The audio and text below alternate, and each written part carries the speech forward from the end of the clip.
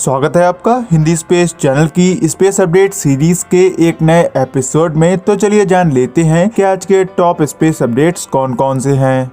आज की पहली अपडेट स्पेस एक्स के फॉल्कन 9 रॉकेट के लॉन्च को लेकर है। स्पेस एक्स के द्वारा अपने इस साल के छठे फॉल्कन 9 रॉकेट को फ्लोरिडा के cap Canaveral space force station के स्पेस लॉन्च कॉम्प्लेक्स 40 से 16 फरवरी को लॉन्च करा गया था।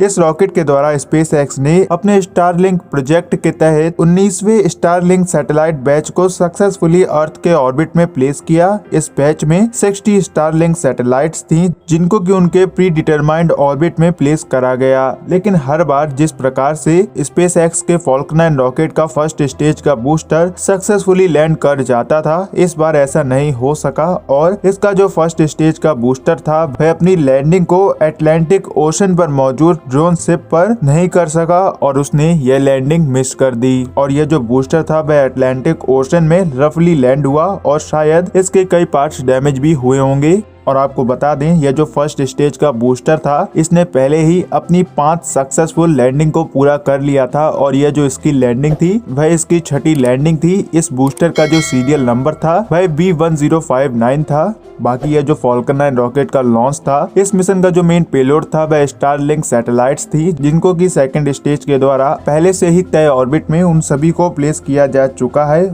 और आपको बता दें स्पेस एक्स के द्वारा अपने एक और फॉल्कन 9 रॉकेट के लॉन्च को 17 फरवरी को लॉन्च के लिए शेड्यूल करा गया था, जिसमें कि स्टारलिंक सैटेलाइट के 20वें सैटेलाइट बैच को लॉन्च करा जाना था। लेकिन जब तक यह वीडियो रिकॉर्ड करी जा रही है तब तक स्पेस एक्स के द्वारा अपने फॉल्कन 9 रॉकेट को लॉन्च नहीं करा गया है। और इसके रिगार्डिंग जो आगे की अपडेट्स हैं वह आपको हिंदी स्पेस चैनल पर देखने को मिल ही जाएंगी।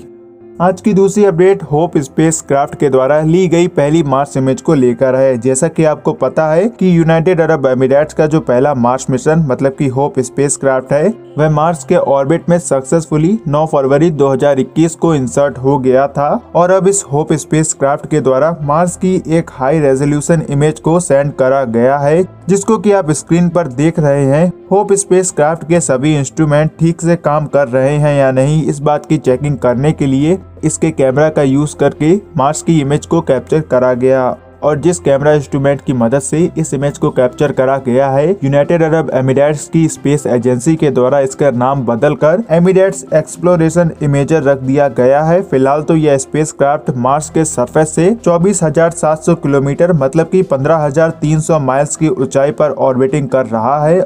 और यह जो इमेज आप देख रहे हैं वह एमिरेट्स एक्सप्लोरेशन इमेजर के द्वारा ली गई इस रेड प्लेनेट की पहली इमेज है, जिसको कि इसने अपने ऑर्बिट इंसर्जन के मात्र कुछ ही घंटों के बाद कैप्चर करा था, जो कि 11 फरवरी को 12:30 AM IST पर कैप्चर करी गई थी। बाकी यह जो होप स्पेस क्राफ्ट है वह अभी अपने इनिशियल ऑर्बिट में 2 महीने और ऑर्बिटिंग करता रहेगा, जिसके बाद इसके ऑर्बिट करेक्शन मैन्यूवर्स को परफॉर्म करके इसको साइंटिफिक रिसर्च के लिए फाइनल ऑर्बिट में प्लेस करा जाएगा, जिसके बाद यह होप स्पेस क्राफ्ट मार्स के एटमॉस्फेयर की साइंटिफिक रिसर्च स्टार्ट कर सकेगा।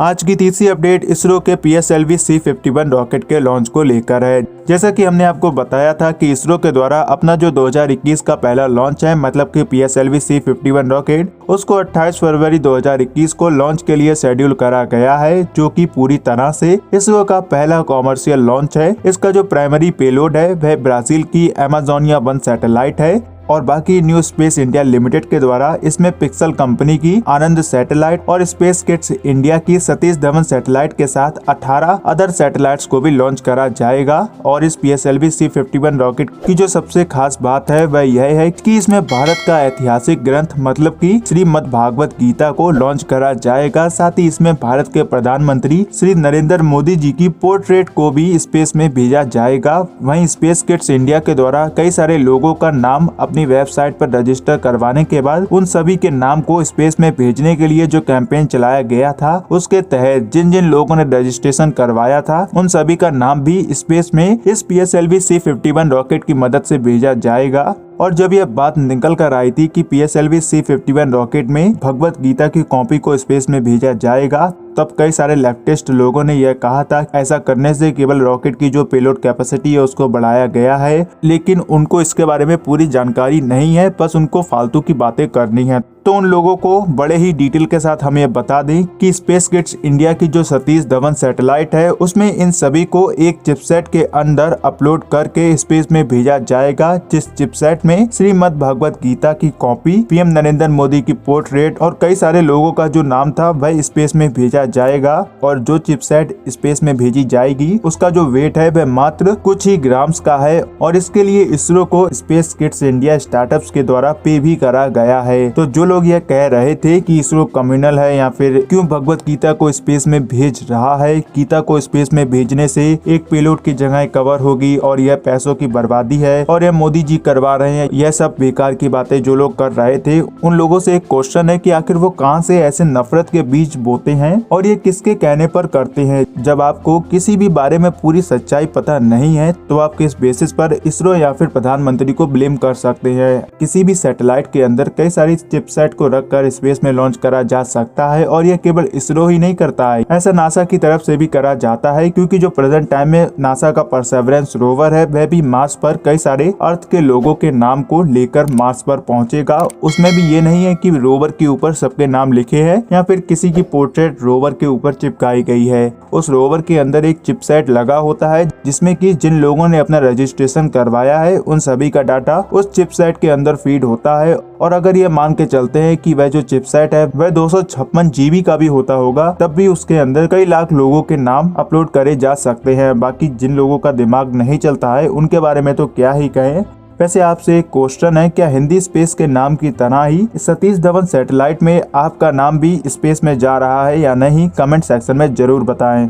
आज की चौथी अपडेट चाइना के तियानवेन-1 मिशन को लेकर है। जैसा कि आप सभी को यह पता है कि चीन का जो तियानवेन-1 मिशन है वह सक्सेसफुली मार्स के ऑर्बिट में 11 फरवरी 2021 को इंसर्ट हो चुका है और प्रेजेंट टाइम में मिली जानकारी के अनुसार तियानवेन-1 स्पेसक्राफ्ट ने अपनी मार्स लैंडिंग के रिगार्डिंग डाटा कलेक्ट करने के लिए अपने मार्शियन ऑर्बिट को करेक्ट करा है, जिससे कि यह मार्शियन सरफेस की मैपिंग ठीक प्रकार से कर सके। बाकी इसका जो लैंडर है वह अप्रैल या मई के महीने में मार्स पर लैंडिंग परफॉर्म करेगा और अगर यह जो लैंडर है वह सक्सेसफुली मार्स के सरफेस पर लैंडिंग कर लेता है तो चाइना ऐसा पहला देश बन जाए जिसने कि अपने ऑर्बिटर, लैंडर और रोवर को मार्स पर लॉन्च करके उसके लैंडर की सक्सेसफुली मार्स के सरफेस पर लैंडिंग करवाई थी। बाकी हम तियानवेन-1 स्पेसक्राफ्ट के ऑर्बिट इंसर्जन और ये मार्स पर अपनी लैंडिंग कैसे परफॉर्म करेगा इसके ऊपर एक डिटेल वीडियो पहले ही बना चुके हैं, आप उसको आई बटन पर या फिर डिस्क्रिप्शन में जाकर देख सकते हैं।